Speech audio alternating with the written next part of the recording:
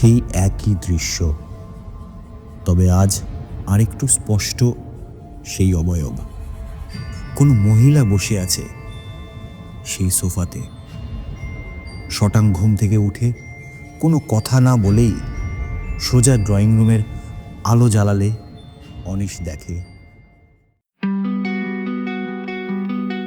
নমস্কার, আমি সৌম্যজিৎ, আর আপনারা শুনছেন এমনও হয়।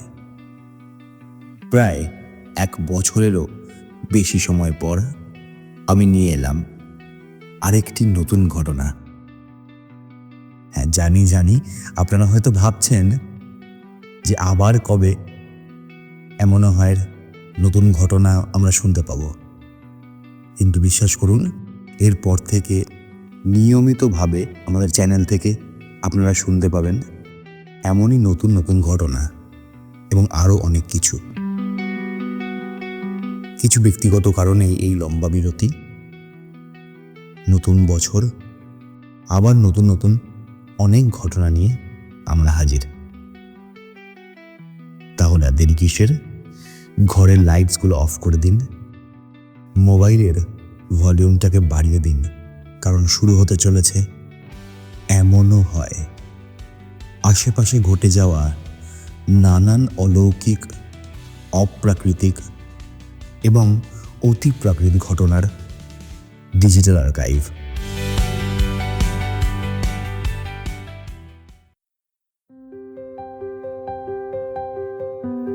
আজকের পর্বটি খোদ কলকাতা শহরের এক জমজমাট এলাকায় ঘটে যাওয়া ভৌতিক ঘটনা। সেলিমপুর থেকে পাঠিয়েছে আজকের পর্ব। নাম প্রকাশে অনিচ্ছুক। ব্যক্তির নাম আমরা ধরে নিই অনিশ, আর তার স্ত্রী শ্রুতি। ঘটনাটা 2024-এর। সম্প্রতি ওরা ভাড়া বাড়ি থেকে সেলিমপুরে নিজেদের ফ্ল্যাট কিনে থাকা শুরু করেছে। গোছানো ফ্ল্যাট, 2 দম্পতি আর ছোট্ট একটা কুকুরছানা। দুজনেই দুজনের কাজ নিয়ে ভীষণ ব্যস্ত থাকে। অনিশ আর শ্রুতি দুজনেই 2টি আলাদা প্রাইভেট কোম্পানিতে চাকরি করে, কিন্তু দুজনে একই ইউনিভার্সিটিতে পড়ার দরুন ওদের বন্ধু সার্কেলটাও মোটামুটি এক। সপ্তাহ শেষে ওদের ফ্ল্যাটে জমে বন্ধুদের আড্ডা। বাড়িতে যেহেতু অনিশ আর শ্রুতি ছাড়া অন্য কোনো আত্মীয় স্বজন নেই, তাই ওদের ফ্ল্যাটটাই ওদের বন্ধুদের জন্য আড্ডা মারার একটা পারফেক্ট ডেস্টিনেশন। মূলত শনিবার দিন বসে ওদের আড্ডা। সন্ধ্যে থেকে রাত, মাঝরাত, কখনো তো ভোর অবধি চলে ওদের এই আড্ডা। ওদের এই নতুন ফ্ল্যাটে ইএমআই এর চাপে নতুন আসবাব খুব একটা কেনা হয়নি, তাই আপাতভাবে এইটাই শ্রুতির সব থেকে বেশি চিন্তার বিষয়। বন্ধু বান্ধব এলে বসার জায়গা নিয়ে ভীষণ সমস্যায় পড়তে হয় শ্রুতিকে। কি করা যায় এই ভেবে শ্রুতি ঠিক করে একটি সেকেন্ড হ্যান্ড ফার্নিচার আপাততভাবে নিয়ে নেবে। অবশ্যই ঠিকঠাক হতে হবে।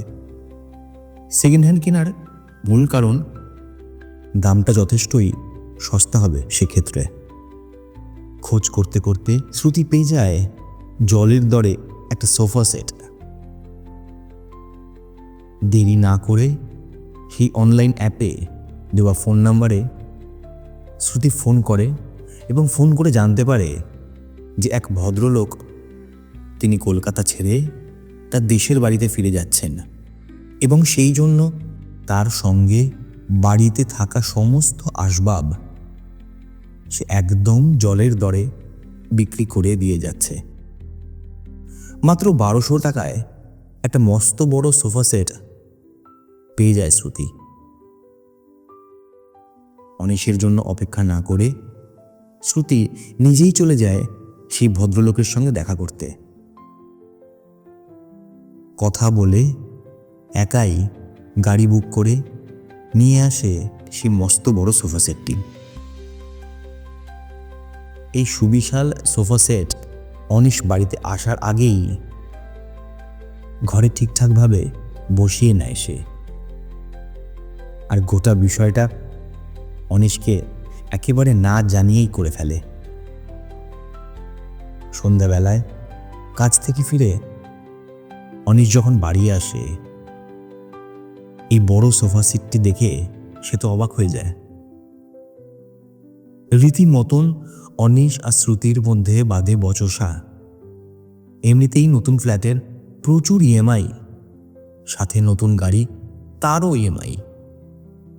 অনিশ মনে করে এর মধ্যে শ্রুতির এই নতুন সোফা সেটটি না কিনলেই ভালো হতো। শ্রুতি জানায় সে মাত্র 1200 টাকায় এই সোফা সেটটি পেয়ে গেছে। কিন্তু এত ভালো কন্ডিশন, এত নতুন একটা সোফা সেট 1200 টাকায় শ্রুতি পেতে পারে, এটা কোনোভাবেই বিশ্বাস করতে রাজি হয় না অনিশ। ধীরে ধীরে শান্ত হলে শ্রুতি বোঝায় এবং অবশেষে অনিশ বিশ্বাস করতে বাধ্য হয়। কথায় কথায় সেই দিনটি কেটে যায়। পরের দিন সকালবেলায় ঘুম ভাঙলে শ্রুতি খেয়াল করে ওদের ছোট্ট কুকুরছানা ডোডো আগের দিন সারা রাত ওই সোফার মধ্যেই ঘুমিয়েছে। সাধারণত ডোডো ওদের সাথে একই খাটে ঘুমায়, কিন্তু এই প্রথমবার সে খেয়াল করে ওদেরকে ছাড়াই অন্য জায়গায় ডোডো ঘুমিয়েছে, যা সাধারণভাবে ওর স্বভাব বিরুদ্ধ। একটু অবাক লাগে শ্রুতির। বিশেষ গুরুত্ব না দিয়ে নিজেদের অফিসে যাওয়ার সমস্ত ব্যবস্থা করে ওরা দুজনেই গাড়ি নিয়ে বেরিয়ে যায় অফিস।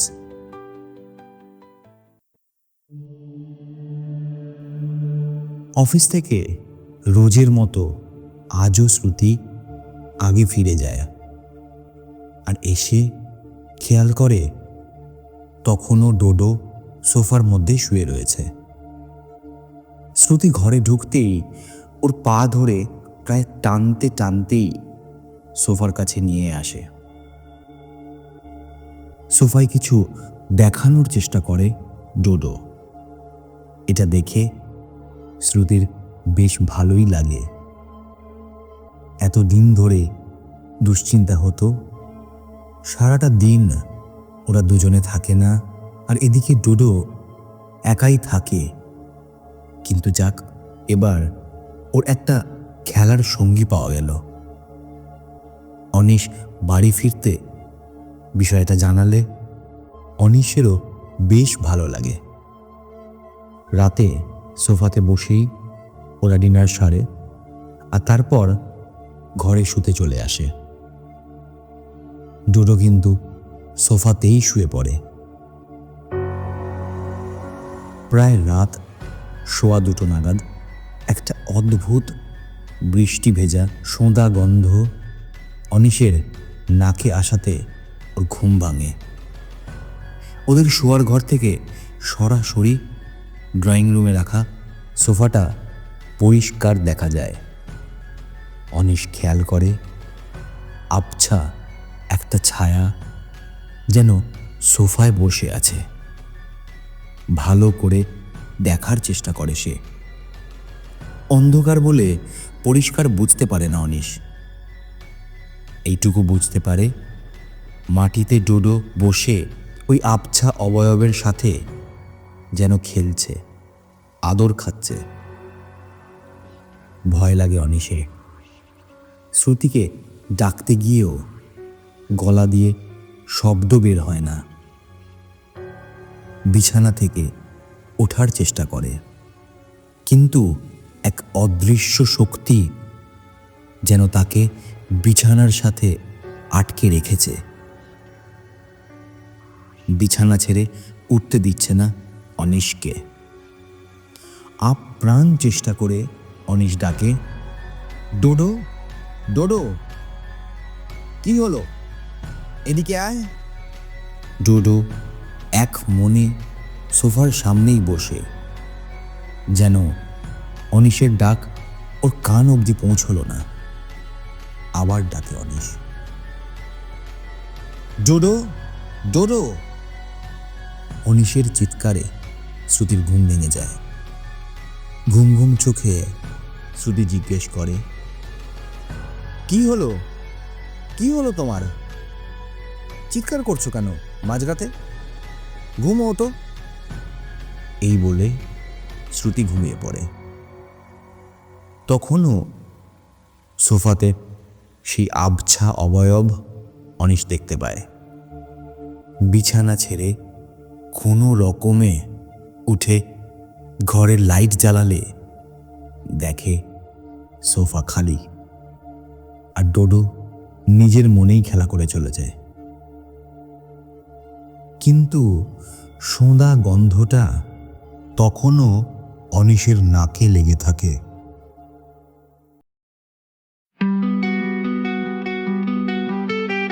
আপনারা শুনছেন এমনও হয়। খোদ কলকাতার যাদবপুরের কাছে সেলিমপুরে এক দম্পতির জীবনে তাদের অজান্তেই এক সোফার সাথে নেমে আসে কালো অন্ধকার ছায়া।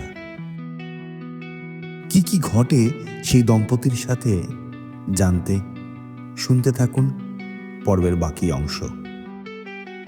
আর আজকের পর্বটি ভালো লাগলে ভিডিওটি লাইক এবং চ্যানেলটি সাবস্ক্রাইব করবেন প্লিজ।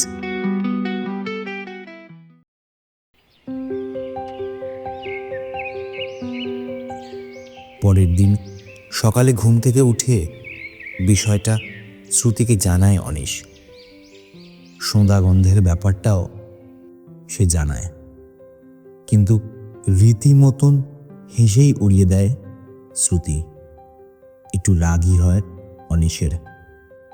আর কথা না বাড়িয়ে সকালের যাবতীয় কাজ গুছিয়ে রোজের মতো দুজনেই অফিস বেরিয়ে যায়। অফিস থেকে ফিরে আসে শ্রুতি,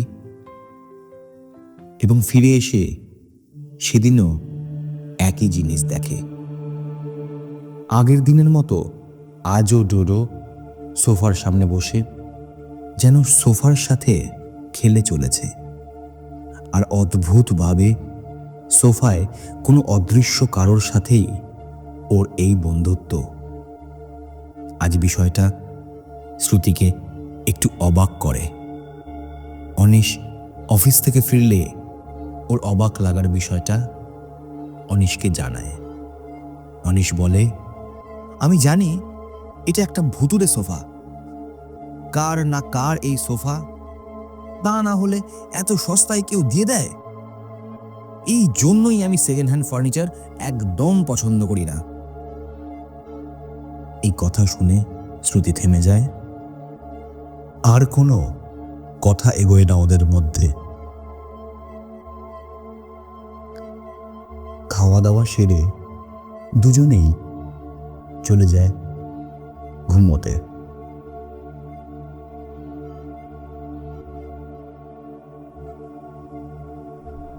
ঠিক রাত 1:15 আজও রাতে সেই একই গন্ধে একই সময়ে ঘুম ভেঙে যায় অনিশের। আজ গন্ধটা আরো তীব্র। ঘুম ভাঙতেই ওই সোফার দিকে চোখ যায় অনিশের। সেই একই দৃশ্য, তবে আজ আরেকটু স্পষ্ট সেই অবয়ব। কোনো মহিলা বসে আছে সেই সোফাতে। শটাং ঘুম থেকে উঠে কোনো কথা না বলেই সোজা ড্রয়িং রুমের আলো জ্বালালে অনিশ দেখে সোফা একদম খালি। অবাক কাণ্ড, তীব্র সোঁদা গন্ধটা যেন সারা ঘরে ছড়িয়ে পড়েছে। কিন্তু শ্রুতি না তো এই সমস্ত কিছু দেখতে পাচ্ছে, না এই গন্ধ ওর নাকে আসছে। এসব তো হতেই পারে না। একটু আগেই সে দেখল একজন মহিলা বসে, আর এখন কেউ নেই। কাজের স্ট্রেস কি সত্যি খুব বেড়ে গেছে অনিশের? ঘুম আসে না অনিশের। প্রায় ভোরবেলা ওই সোফার মধ্যেই সে ঘুমিয়ে পড়ে।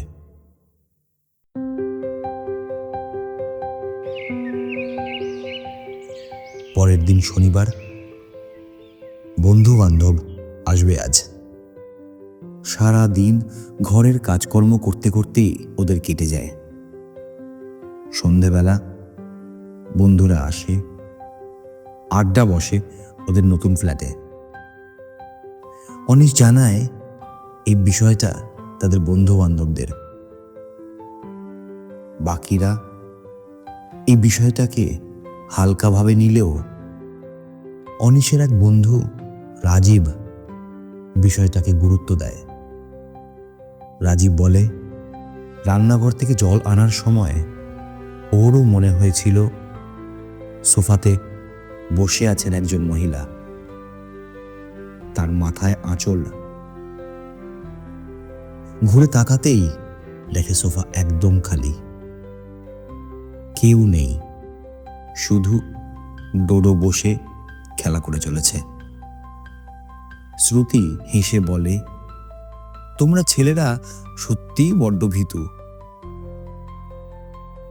এই কথায় মেইল ইগোতে লাগে ওদের, আর এই আলোচনারও সমাপ্তি ঘটে সেখানেই। এইভাবেই বেশ কদিন কেটে যায়। এখন আর রাতে ঘুম ভাঙলেও অনিশ আর সোফার দিকে তাকায় না। নাকে সেই তীব্র সোঁদা গন্ধটা এলেও অগ্রাহ্য করে শুয়ে পড়ার চেষ্টা করে সে। বাড়িতে যেন সব কিছুই একদম নর্মাল। এইভাবেই কেটে যায় বেশ কদিন। এমনই এক শনিবার অনিশ সকালবেলায় বাজারে যায়। বাড়িতে শ্রুতি আর ডোডো। শ্রুতি ঘরে রান্না করছে। সে খেয়াল করে ডোডো আজ খুব ভালো মুডে আছে। সারা ঘর দৌড়ে বেড়াচ্ছে, আর মাঝে মধ্যে এসে সোফার সামনে বসে পড়ছে।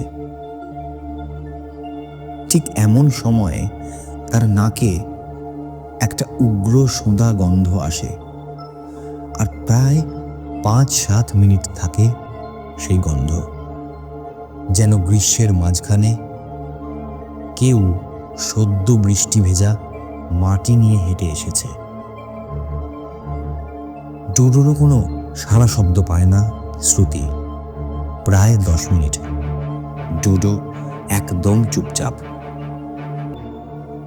মাথায় দুশ্চিন্তা দানা বাঁধতেই শ্রুতি পিছন দিকে তাকায়, আর তারপর সে যা দেখে তার জন্য একদম ও প্রস্তুত ছিল না। শ্রুতি দেখে সোফাতে এক বৃদ্ধা বসে আছেন। পরিষ্কার সেই অবয়ব, কোনো ঘোলাটে ভাব নেই। মাথায় ধবধবে সাদা চুল, পরনে 8 পৌড়ে শাড়ি, আর গলার কাছে স্পষ্ট মোটা কালো দাগ, যেন দড়ি দিয়ে তার গলা বাঁধা হয়েছিল। আর ঠিক তার পায়ের সামনে ডোডো বসে একদম একটি বাধ্য ছেলের মতো ওই বৃদ্ধার দিকে তাকিয়ে। এই দৃশ্য দেখে ভয় আতঙ্কে শ্রুতি জ্ঞান হারায়।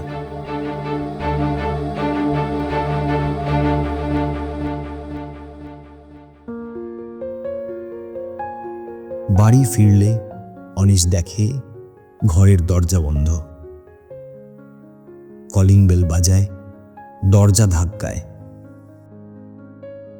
এবং শ্রুতির ফোনে বেশ কয়েকবার ফোন করাতেও যখন সে দরজা খোলে না, অনিশ তার নিজের ওয়ালেটে রাখা ডুপ্লিকেট চাবি দিয়ে দরজাটা খুলে ভিতরে এসে দেখে শ্রুতি অজ্ঞান হয়ে ড্রয়িং রুমে পড়ে রয়েছে। চোখে মুখে জল দিয়ে ওর জ্ঞান ফেরালে গোটা বিষয়টা সে অনিশকে জানায়। দুজনেই ঠিক করে এই সোফা আর ঘরে রাখা ঠিক হবে না। ফ্ল্যাটের কেয়ারটেকারকে ডেকে সোফাটা নিচে রেখে আসতে বলে। কেয়ারটেকার কারণ জানতে চাইলে তারা বলে নতুন সোফা কিনবে বলে আর পুরনো সোফা ঘরে রাখতে চায় না তারা। এরপর থেকে আর কোনো দিন না তো অনিশ কিছু দেখেছে, না শ্রুতি। শুধু ডোডো মাসখানেক একটু মন মরা হয়েছিল। ধীরে ধীরে সেও স্বাভাবিক হয়ে যায়। এরপর শ্রুতি বেশ কয়েকবার ওই সোফার মালিককে ফোন করার চেষ্টা করেছিল, কিন্তু প্রত্যেকবারই তার ফোন সুইচ অফ পায়। অনিশ শ্রুতিকে বারণ করে এই বিষয় নিয়ে আর চিন্তা না করতে।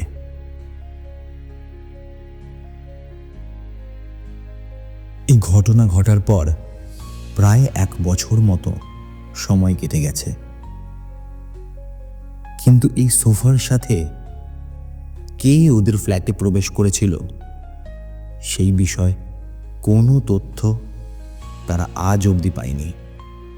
এমনকি কেয়ারটেকারও তাদের কিছু জানায়নি এই সোফার বিষয়ে। ওরা জানায় এখনো সোফাটা নিচেই রাখা রয়েছে। আসতে যেতে চোখেও পড়ে সেই সোফা, কিন্তু না দেখার মতো করেই তারা উপরে চলে আসে।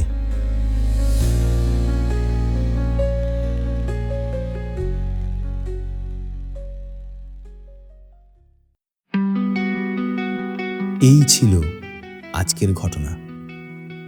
নমস্কার, আমি সৌম্যজিৎ, আর আপনারা শুনছিলেন এমনও হয়। আজকের ঘটনাটি যদি আপনাদের ভালো লেগে থাকে তাহলে অবশ্যই ভিডিওটি লাইক এবং চ্যানেলটি সাবস্ক্রাইব করতে ভুলবেন না প্লিজ। এমনই নতুন নতুন ভৌতিক ঘটনা শুনতে চোখ রাখুন আমাদের ইউটিউব চ্যানেলে। আর আপনার সাথে কিংবা আপনার জানা কোনো ভৌতিক ঘটনা থাকলে আমাদের লিখে পাঠান এমনও হয় .storyteller@gmail.com। দেখা হচ্ছে পরের শুক্রবার ঠিক এই সময় এই চ্যানেলে। ভালো থাকবেন, সুস্থ থাকবেন, আর অবশ্যই আমাদের চ্যানেলের সাথে থাকবেন। শুভরাত্রি।